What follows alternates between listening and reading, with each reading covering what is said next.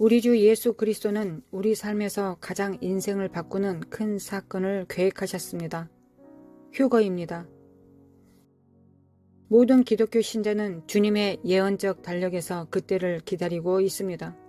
우리 주님은 우리의 통치자로 돌아오실 것입니다.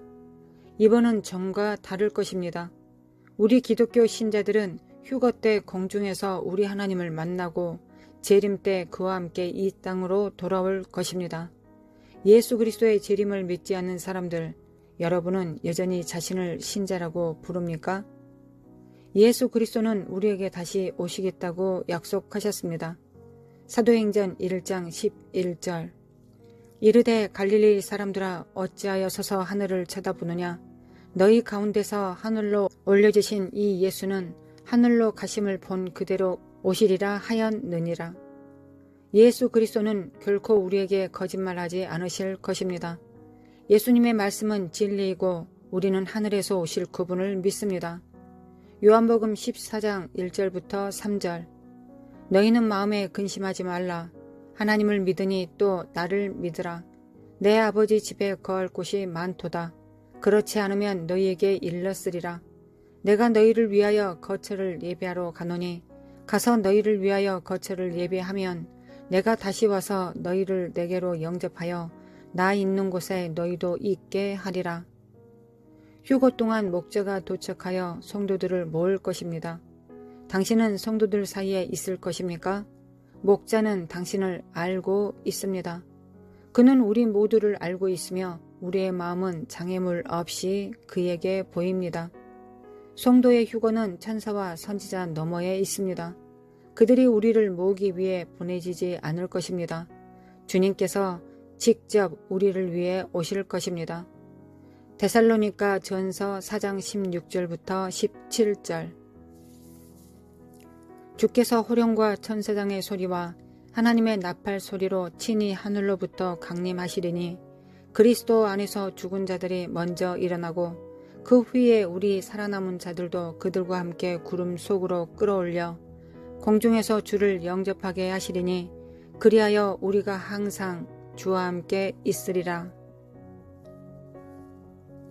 이스라엘 자손을 애굽의 포로에서 나오도록 주님께서 누구를 보내셨습니까? 모세입니다. 누가 그들을 약속의 땅으로 인도했습니까? 여호수아입니다. 우리는 주 예수 그리스도의 오심을 기다립니다. 천국문이 주님의 도래를 위해 열릴 것입니다. 예수님은 우리를 공중으로 데려가실 것입니다. 우리는 예수님과 함께 지구로 돌아올 것입니다. 휴거가 일어난다면 당신은 뒤에 남겨질까요? 당신은 휴거에서 구원받을 것이라고 믿고 있습니까? 노아의 방주로 돌아가면 지구상의 수천 명의 사람들 사이에 오직 8명만 구원받았습니다. 요한복음 14장 6절. 예수 그리스도께서 이르시되 내가 곧 길이요 진리요 생명이니 나로 말미암지 않고는 아버지께로 올 자가 없느니라. 아버지께로 가는 문은 우리의 주 예수 그리스도이십니다.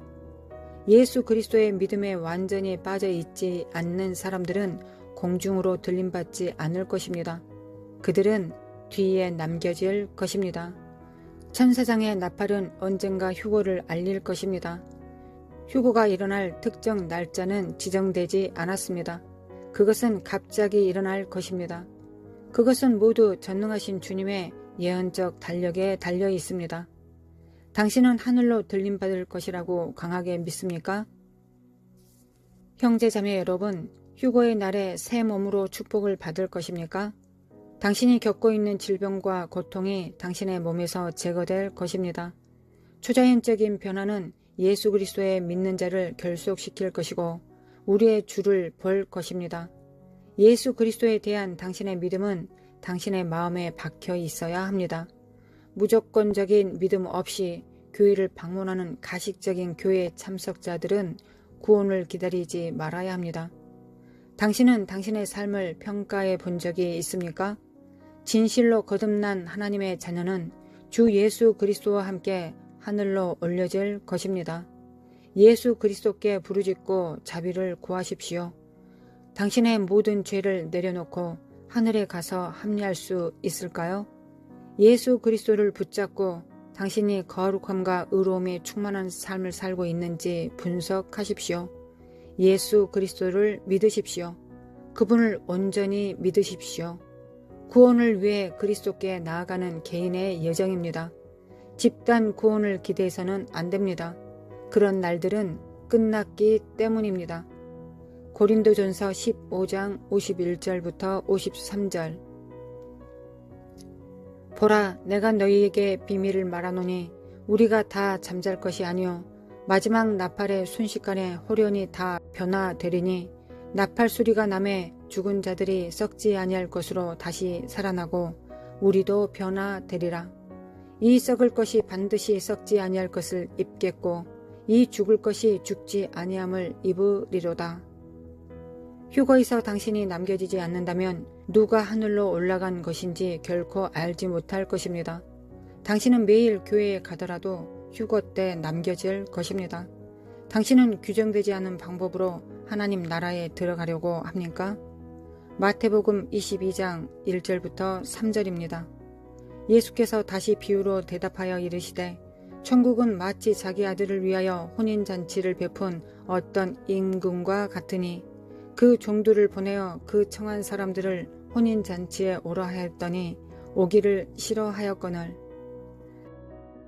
하나님 아버지께서 사람들을 천국의 문 앞에 청하셨습니다. 마태복음 22장 4절에서 6절.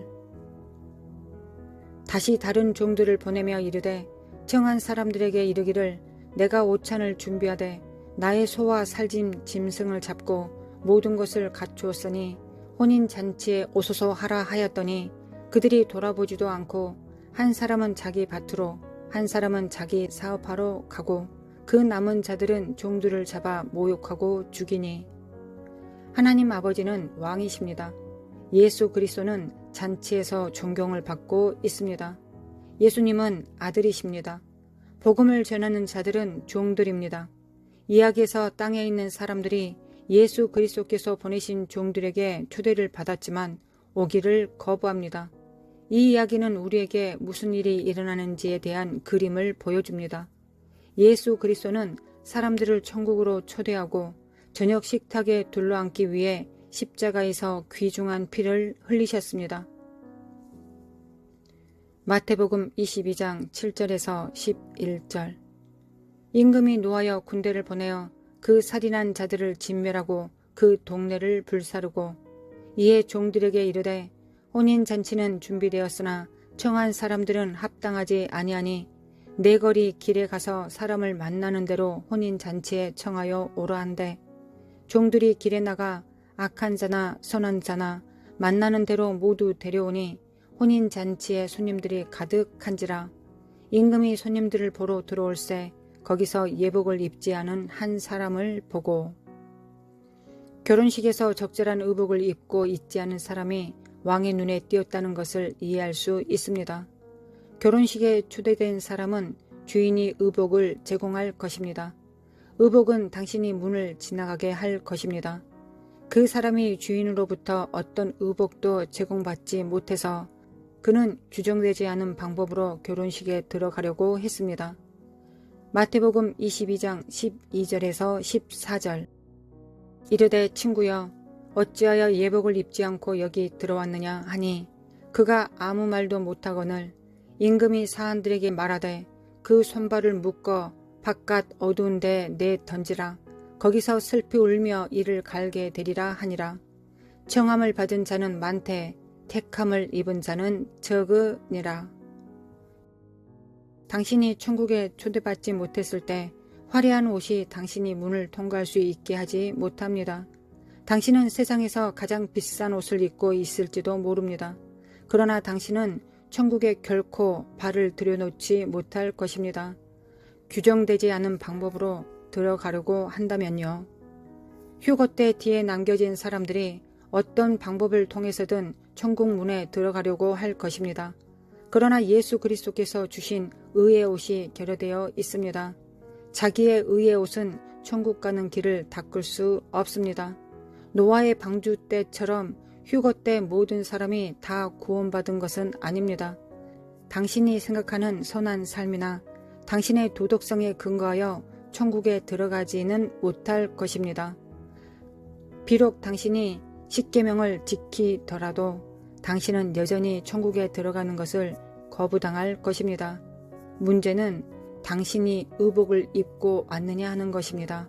그 의복은 예수 그리스도께서 주십니다.